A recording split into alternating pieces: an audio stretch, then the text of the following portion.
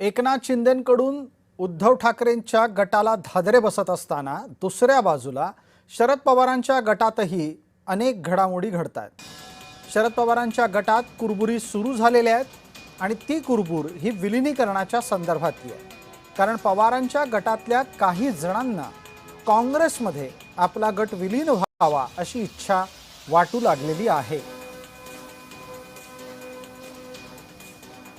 जे काही राष्ट्रवादीचे नेते ते सेक्युलर विचाराचे शरद पवार साहेबांच्या बरोबर असणारी जी काही मंडळी आहे ती पुरोगामी विचाराला धरून चालणारी मंडळी आहे। आमच्याकडे मोकळाचं मैदान आहे, त्यामुळं येणाऱ्यांचं स्वागत आहे।